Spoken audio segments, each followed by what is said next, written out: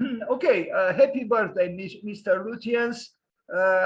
Today is his birthday, Edwin Lutyens, 1869, 1944. A very, very important British architect. Unfortunately, I have, okay. Sir, because he is a sir, he was a Sir Edwin Lancier Lutyens, born, as you see, 29th of March, 1869, and died in 1944, was an English architect known for imaginatively adapting traditional architectural styles to the requirements of his era. He designed many English country houses, war memorials, and public buildings. In his biography, the writer Christopher Hussey wrote, in his lifetime, Lutyens was widely held to be our greatest architect since Christopher Wren, if not, as many maintained his superior. The architectural historian Gavin Stamp described him as surely the greatest British architect of the 20th or of any other century. Look at that. So indeed, he was a great architect, and I think you would agree with me after you contemplate some of his works. Lutyens played an instrumental role in designing and building New Delhi in India, which would later on serve as the seat of the government of India. In recognition of his contribution, New Delhi is also known as Lutyens Delhi. In collaboration with Sir Herbert Baker, he was also the main architect of several monuments in New Delhi, such as the India Gate. He also designed Viceroy's house, which is now known as the Rashtrapati Bhavan. We are going to see it. Many of his works were inspired by Indian architecture. He was elected Master of the Art Workers Guild in 1933. This was the man, Edwin Lutyens, and he was truly a master of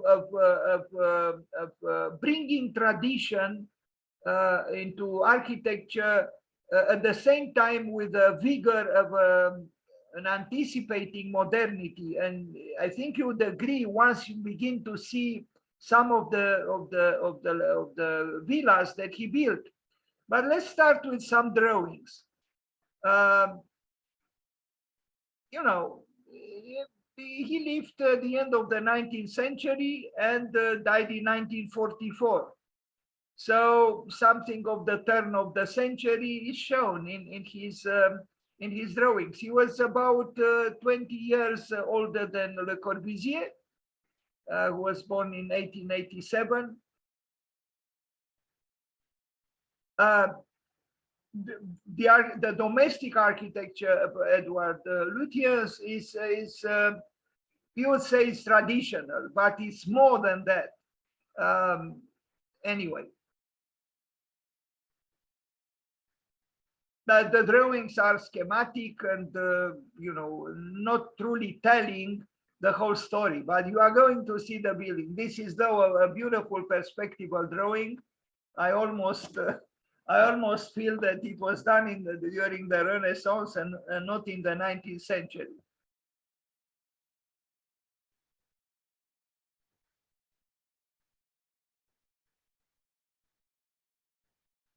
Now, I start from 1897. 1897, at that time, Le Corbusier was 10 years old. So when Le Corbusier was 10 years old, Edwin Lutyens built this house in the country, in Great Britain. I like his romantic architecture. You know, his you know, the roof, sloping roof with ceramic tiles, and then wood, the framework for the windows, and he uses a lot of brick. And then the landscape is magnificent because it's truly very romantic. He allows nature, and I imagine that he was also involved in the design of the gardens. And then there is the materiality of the walls, you know, the bricks, the magnificent bricks, which work so well with the ceramic tiles used for the sloping roof.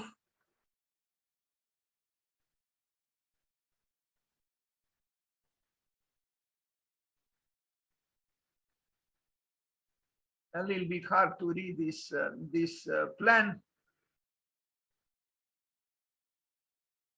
So you see, it is an architecture which appears to be so-called traditional, but I think the simplicity of the volumes, the resoluteness of the triangles, the drama of the scale. I look at the chimney, you know, it's vigorous. I would say it anticipates a little bit modernity. Now another building from 1899, Orchard, Surrey.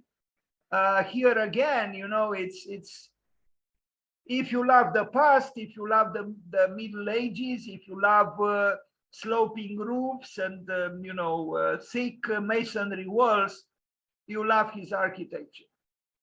And I also love the fact that it's the rural and the urban. Well, here is more rurality, but I think in the present there is the hope and the future for the village. And I truly think that one day the University of Architecture will have a faculty of ruralism and not just urbanism. Yes, ruralism. Romania still has great villages and many villages, and I think there is a whole world there to explore, and not just in Romania, of course. Rankolhas was right, but I'm not sure he's following up on that rurality needs more attention. We need a village now that we need nature.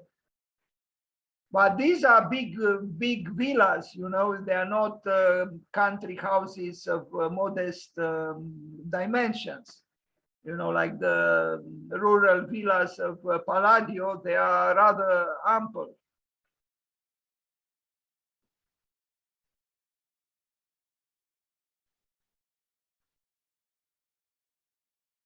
And the structure, the wooden structure is exposed and sometimes dramatic. From 1900, so 123 years ago, he built this very important building by him, Godard's in Surrey. I mean, look at this. It is symmetrical. It's very powerful, you know. And I would actually think and say that it has modernity. It's not. This is not a placid, already seen traditional building. No, there is this vigor.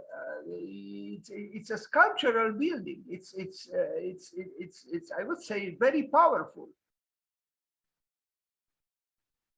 He was indeed a very skillful architect. Well, some parts are more dramatic than others. Like seen from here, there is more drama, and you see the geometry of various planes that intersect and enter into some kind of a dialectical dialogue. Here is more, you know, peaceful. You are going to see the plan too. When it's too restored, maybe it looks a little bit too, I don't know. I personally like things that are affected by the passage of time.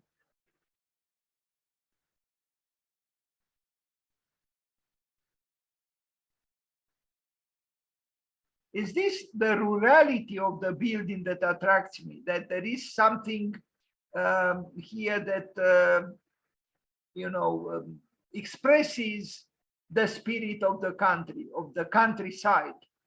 This is the cover of a book on him, my Phaidon Press. And look at the plan. The plan is, you know, moderately symmetrical. I mean, it's just the second floor is symmetrical, and the first floor is, the ground floor is It has this part which is a little bit off, but otherwise it's a symmetrical building. But if you look at the diagram of the plans and you look at the building, you know, it's you wouldn't really expect the richness, the architectural richness that you see here when you look at the plan. The plan seems, I mean, with this kind of plan, you can imagine other architectures. Some of them less, you know, less so-called romantic because of the materials used, the tectonics of the building, working with organic materials.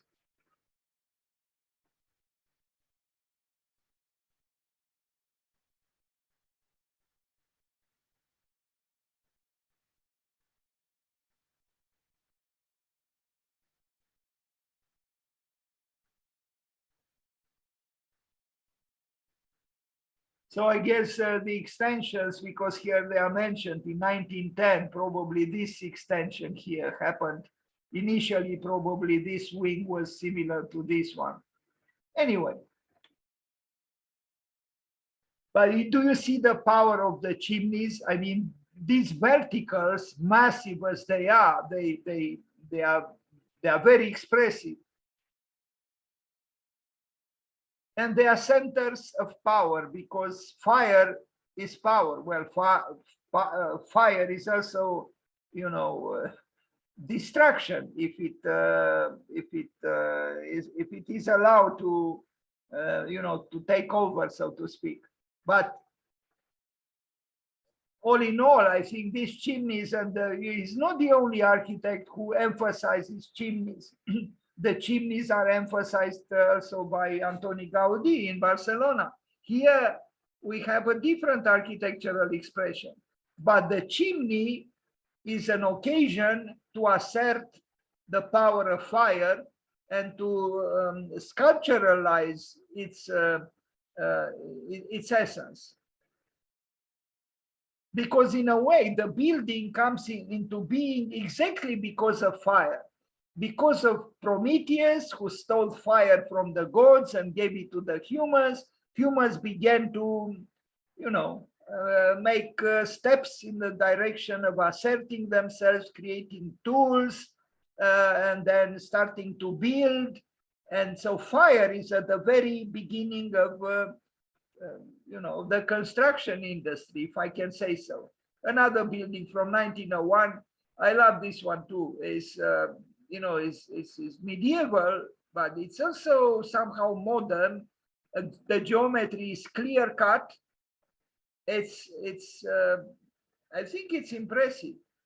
And I like the fact that there is no asphalt, you know, for a change. I also like the fact that I see no cars, although probably the cars are, well, no, I'm wrong, actually. There is a car right here. Only now I noticed it. I think it's a car. Yes, they are everywhere. The ubiquitous cars. Also, when you look at the organic materials, they age well. You know, you look at the ceramic tiles, you look at the bricks, you look at the wood of the frames of the windows. Organic materials age well, and artificial materials do not age well. So this is something to consider, you know, because the passage of time over organic materials is not an impediment. Sometimes the patina on organic materials is a great virtue.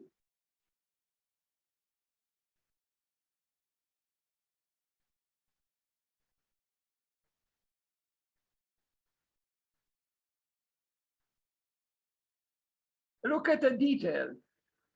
You know, it's constructive, but it's also ornamental.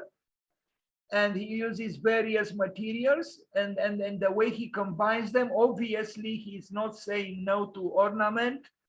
Nobody forced him to. This is not for structural reasons to do this here, or even to do this field here, and or even to play with the bricks in this way. This is the ornamental disposition of the architect. Excellent buildings. Now another one from 1901, Deanery Garden. This one was on the cover of that Phaidon book on him. And I like the fact that nature, the plants, ivy, you know, they intermingle with the building, and the building welcomes it, welcomes the green of the plants. So it's a marriage here between nature and architecture.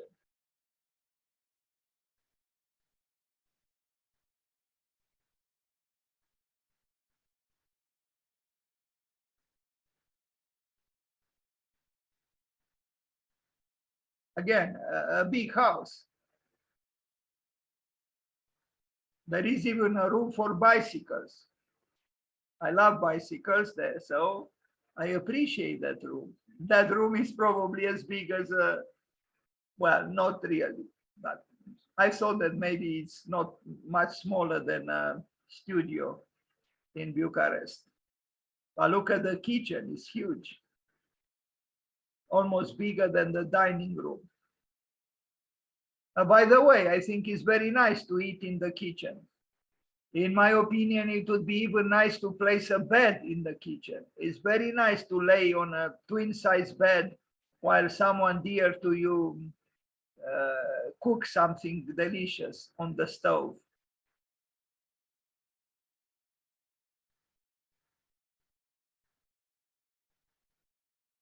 And look at the woodwork. You know, did he have to do it in this way without ornamental considerations? I don't think so.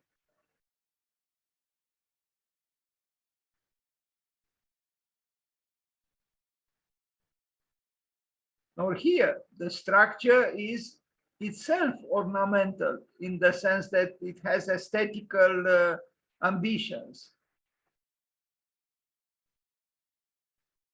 Edwin Lutyens. Papillon, I don't know if I pronounce well, 1903, another, villa.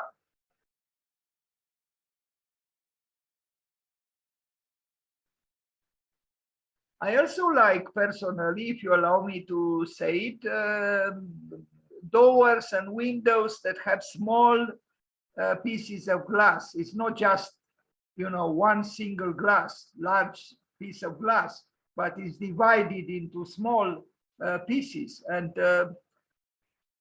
I don't know, this increases, I think, the intimacy of the space it opens towards, or it's open from. Otherwise, the plan, if you see, it's rather rigid with that X there. And if you look at the plan, you don't really anticipate, the modulation of the volumes as they are shown in that picture. I think this is a digital drawing or rendering. How different it is from the reality of the building. This is cold, is abstract, is like a model, and it is a model, while the building is alive. Maybe a little bit less here. I mean, in this picture, in this photograph. Now, the British Medical Association in London, 1911. This is this scaffolding or whatever it is here is the accident that contradicts well this facade here, which I don't like very much, but it's not for me to say anything. Otherwise, the use of the brick is very inspired and inspiring. You would say it's a cathedral here. No, it's not a cathedral. It's the Medical Association in London. It's, an administrative building. But brick is always a material that brings warmth to the building. Sculptures also help. when you can afford them. Now, Great Dixter, what is this? 1912. It's another villa in the country with almost wild nature around it. Sloping roofs, ceramic tiles, medieval look somehow, rurality, and yes, beautiful nature, and lots of chimneys, and beautiful flowers, very, very beautiful.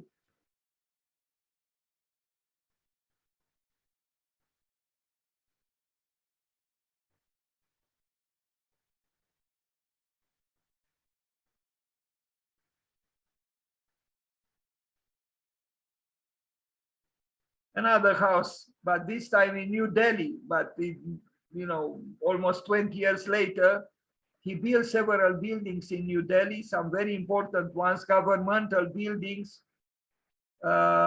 This is one of them.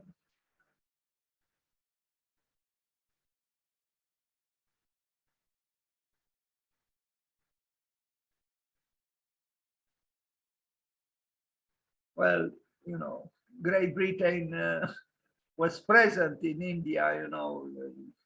India was colonized by Great Britain, and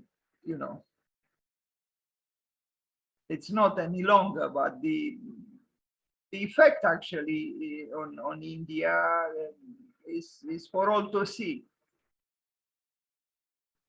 But there is also an influence sometimes coming from India to Great Britain. This is from 1929. Let me see if I can read this name. Rashtrapati Bhavan is the house, the Viceroy's house. This was translated as the president's house. I'm not familiar with the politics of India, but you can tell this is a very impressive building. Is maybe too impressive, built by Edwin Lutyens.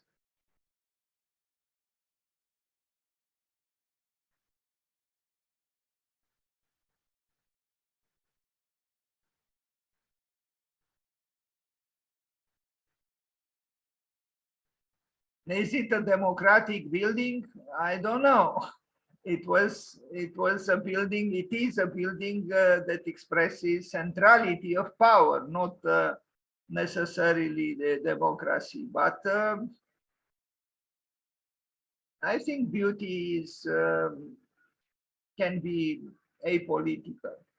I'm not trying to say more about this here because I don't know, without a concrete experience of the place, but it is a giant dome there, and somehow in this drawing even more giant than in reality.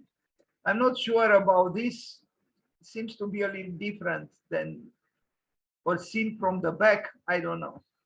It's a little bit different, but it shows the skill of the architect, and it shows the difference from his architecture built in England. If you look at it, you say it's India. This cannot be Great Britain. It's India, and it is India. Now a castle from 1930, and the castle it is, maybe too much so, but here on the right, we see the windows that have a certain modernity in a way. So it's interesting, even that chapel on the left. Otherwise, the interior is not very innovative, if I can say so. But this makes me think a little bit of the Macintosh, Charles Macintosh school in Glasgow. The Midland Bank, he built also a bank, 1935, monumental as money is supposed to be. What can we do? It seems we cannot live without banks.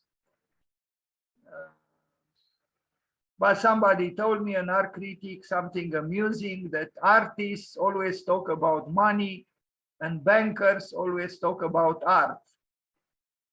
I repeated this a few times because it is true. We all talk about what we don't have. Artists don't have money in general, very often actually, and bankers don't have art, don't have culture. So that's why they talk about art, and that's why the artists talk about money. So this is a bank by this architect.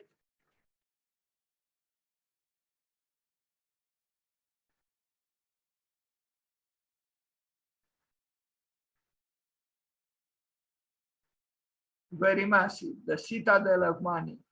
Now, another house in New Delhi, 1936. We are approaching the end of this presentation, but not before we see a few pieces of furniture, maybe not very interesting by him, but I thought of, because he built pieces of furniture too. This is a memorial for the Australian, I don't know exactly, 1936, 1938. It's the Australian National Memorial in France, though not in Australia.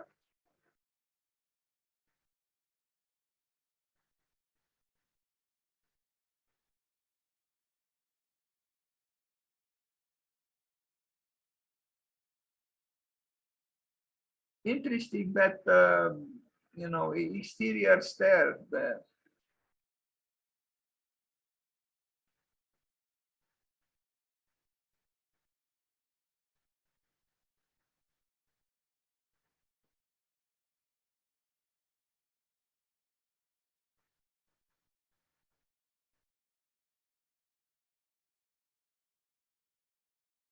The sad thing is that there are many memorials in the world, and yet we still wage wars.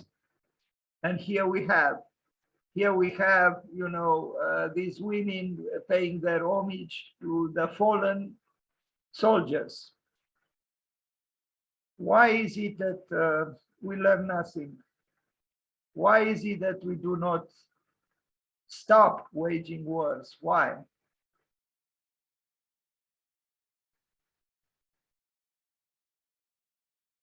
Some furniture by Edwin Lutyens. I don't know what to say. We'll see a picture of him sitting on one of the chairs he designed. I'm not very fond of his pieces of furniture. I think there were more interesting architects who designed furniture, but he tried. Architects usually design a lot of chairs.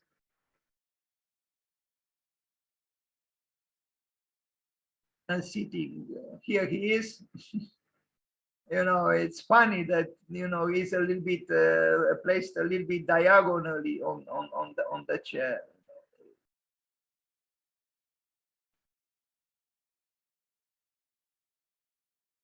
The author.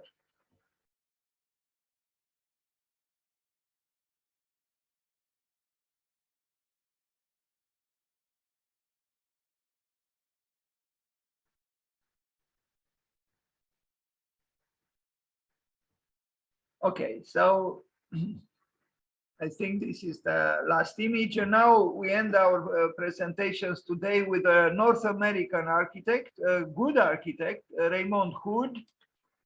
And let's see what he has to offer us. Just a second, let me. No, what did I do here?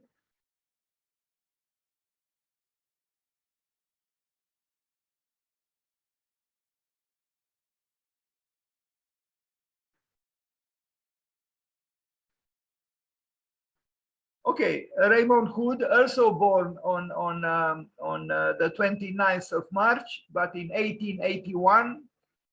Again, the guiding marks is the birth of Le Corbusier. Le Corbusier was born in 1887, so he was 6 years older than Le Corbusier. Raymond Matthewson Hood was an American architect, you see, born on March 29th, and that's the reason we talk about him today, to wish him happy birthday. Was an American architect who worked in the Neo-Gothic and Art Deco styles. He's best known for his designs of the Tribune Tower, American Radiator Building, And it happens that I worked in that building for almost a year until I was fired, and Rockefeller Center. Through a short yet highly successful career, Hood exerted an outsized influence on 20th century architecture. This was the man, and he studied also in France, at MIT in the United States, some drawings.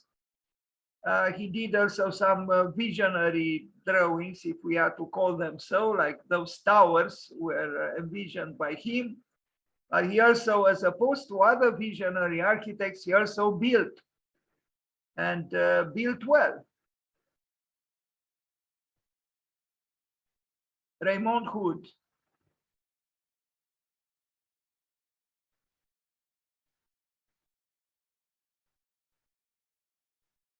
Now we start with this asylum. I think I have only one picture from 1924.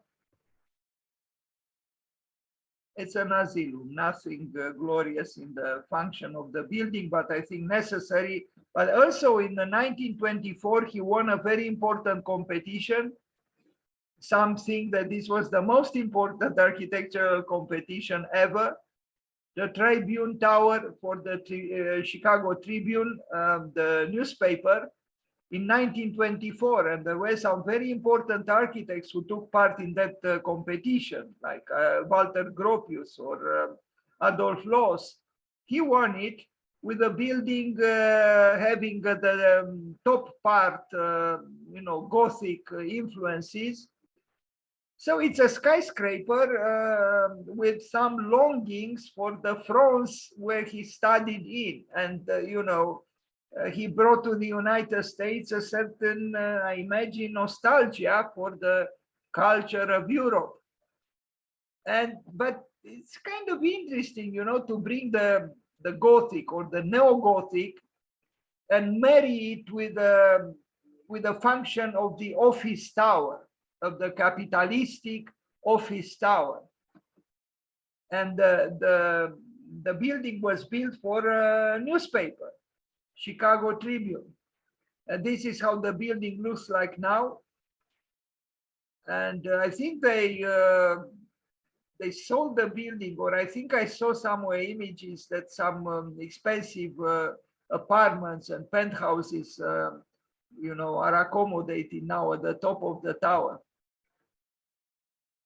If you see this fragment, you will say this is from a French cathedral, Le Cathédrale de France. Well, it's not. It's the Tribune Tower in Chicago, built in 1924. Or he won the competition in 1924. Now, how many skyscrapers have at the top part what we see here? Not many. Maybe that's a good thing. Maybe that's a bad thing. I don't know, but he tried to bring some sensitivity into the office building. And I don't know, did he succeed? I used to be critical towards this kind of hybrid architecture or eclectic architecture, but I don't know. The touches of historicism could be problematic, but equally problematic could be too much purism or puritanism. Look at the entrance to the Tribune Tower. How many office buildings in the world have such an entrance? Unfortunately, a newspaper is just a media channel, very often, corrupted, because news sell. And yeah, we can talk about this. Is it all right to bring Gothic or Neo-Gothic, aspirations for such a function? Raymond Hood House, Stamford, 1924, also 1924.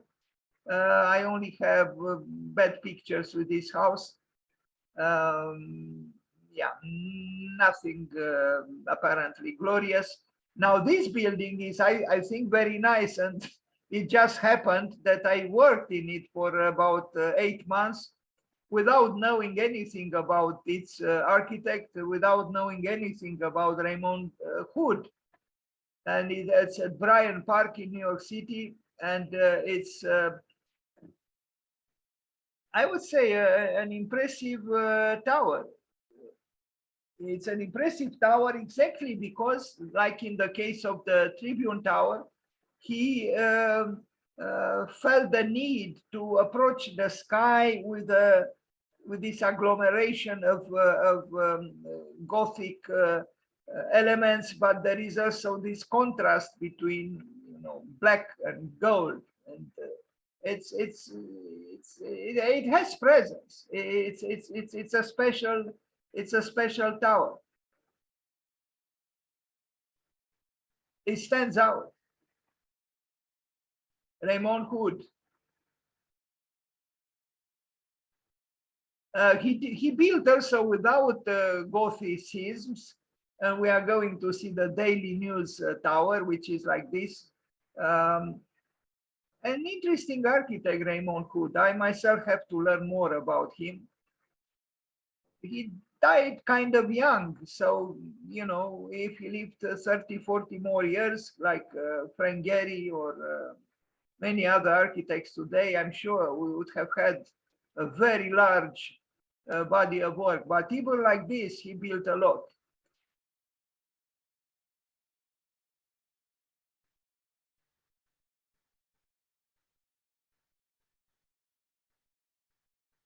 Here we see on the left the building, the Radiator building by Raymond Hood, and on the right, Empire State Building.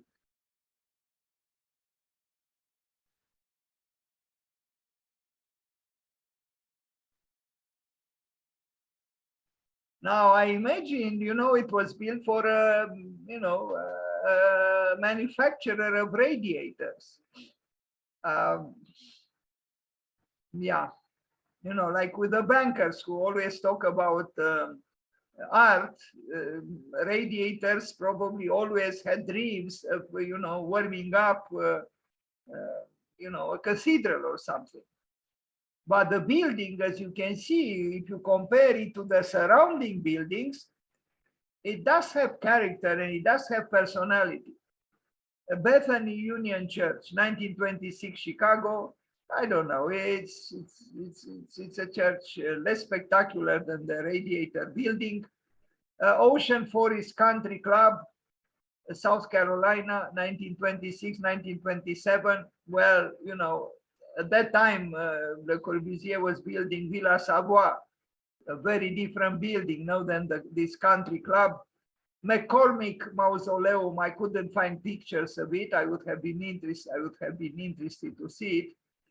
William Morris House, Greenwich. This makes me think a little bit of Edwin Lutyens.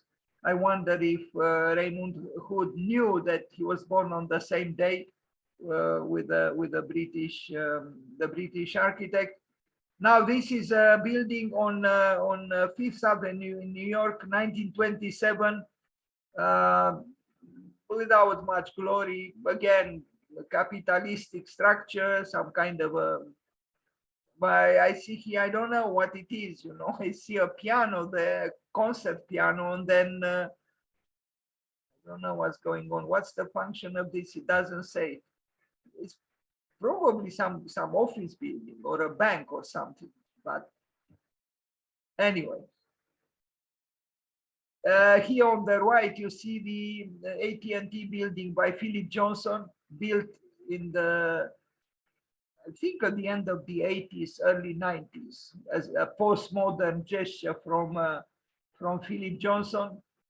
Now another building in New York, 84th Street. This is an urban insertion, if I am to describe it so, but with some interesting ornamentation here, you know, and we don't use ornaments like this any longer, but maybe we should again. I don't know. Or maybe I shouldn't use the word should. Could. Ideal house, but it's a building from 1929 with some, I would say, attractive ornaments at the top. It would be interesting in a way to compare this building to the Loss House in Vienna. I don't know why I'm thinking of comparing this. It's, you know, it's a black box. It's, if you make abstraction of the top, it's almost a contemporary building. If you also make abstractions of the windows, the way the glass is put to work, but the ornaments at the top, this is avoided these days, but I wouldn't dismiss it. I think what happens at the top is attractive and maybe even symbolically telling. I don't know the story about. I see the ogival arch, the Gothic, but abstracted and in a way brought closer to modernity. This building is in London, is not in the United States, by this North American architect, Raymond Hood.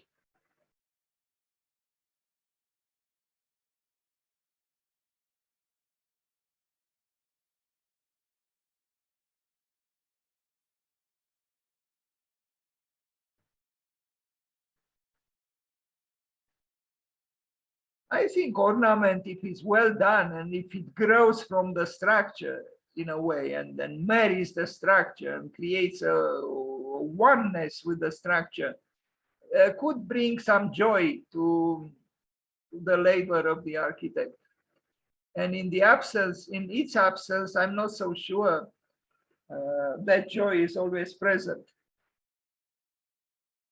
Because the ornament brings back a level of artistry and capriciousness, which are needed, I think. You know, the subjectivity of the architect.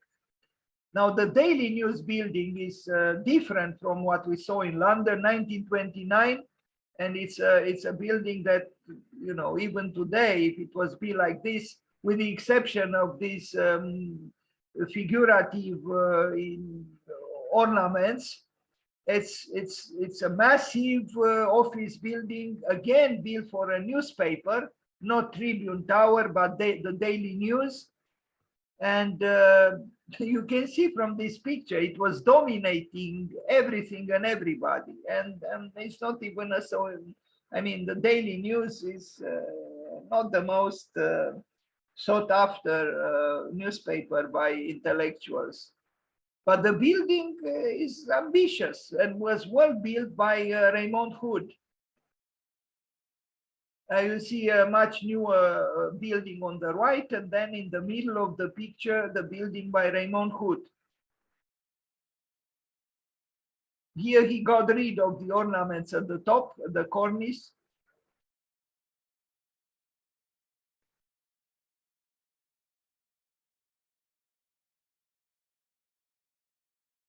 I personally think the building has more dignity than the newspaper it serves. Now, a Masonic temple, also 1929. I couldn't find great pictures. This is rendering. It looks like some kind of a temple, yes.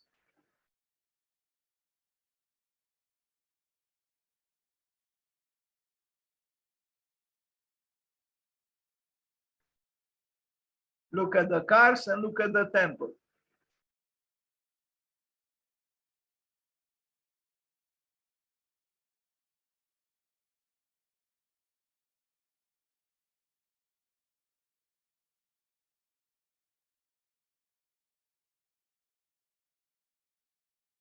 And the interior is very impressive, I would say.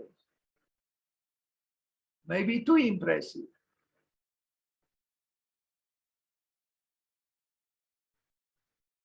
Anyway, Beaux-Arts apartments, well, they don't look so Beaux-Arts, but they were built on 44th Street.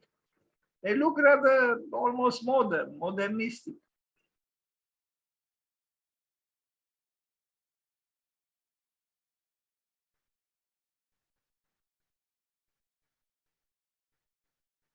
But you are going to see a little bit later so-called international style experiment by Raymond Hood, that really took me by surprise. I would have never thought that he did this building. You are going to see it in just one picture.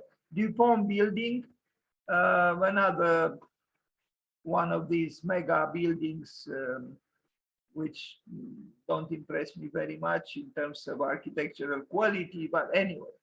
Another residence, this one was he built together with this person, who I guess a French architect. And about this, I read that in 1930 it was an exercise in international style. I'm not so sure about that, but it does surprise you. The building is very modernistic compared to what we saw before. Rather interesting. I am not sure what's going on here, but anyway, Rockefeller Center, nothing less. Rockefeller Center, where Hood was the senior architect on the Associated Architects, 1933, 1937, with just a few years before the Second World War started to ravage the earth. It is an impressive building for an impressive family, for impressive fortunes. And what can we say? Vertical it is.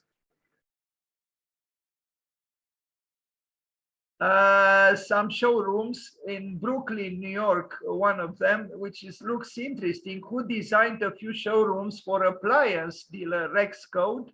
The one shown in the next picture was located in the southwest Brooklyn neighborhood of Bay Ridge. There is a model of a General Electric refrigerator atop the building. If you can see it, is the only resolution I found of this picture.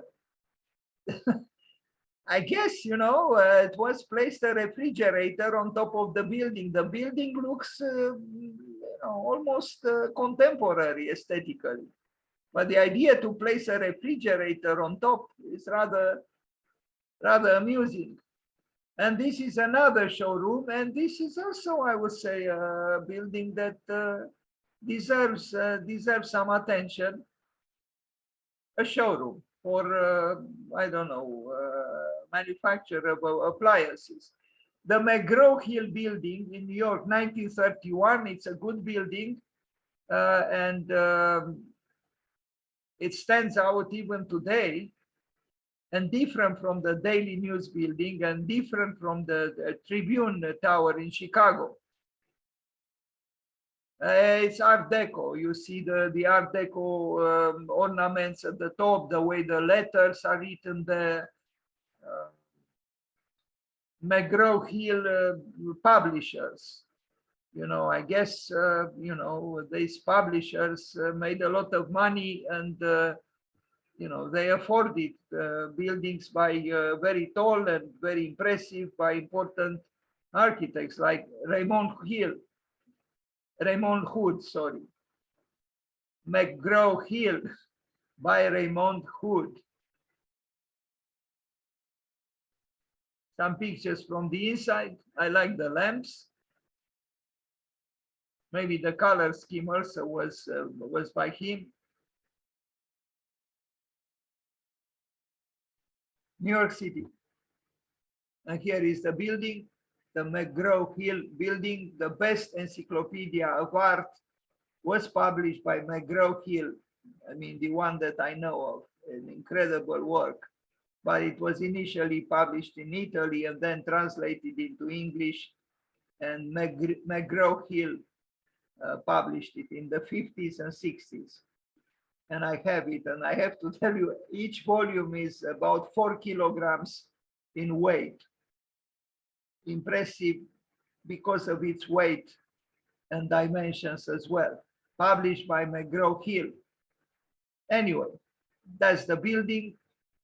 McGraw-Hill, you see it. Raymond Hood. And some newer skyscrapers around. This is a more recent picture. The McGraw-Hill building is still up. And behind, more glass, as you can see, very much dominating the skin of the newer skyscrapers. And this is interesting. I will end with this quotation, which is an ornament on the somewhere, maybe at the entrance in this building. Wisdom and knowledge shall be the stability of thy times. It was the sculptural work, the artwork was done not by Raymond Hood, but by this architect, this artist. Wisdom created by architectural sculptors Lee Lowry and colorist Leon B. Solon.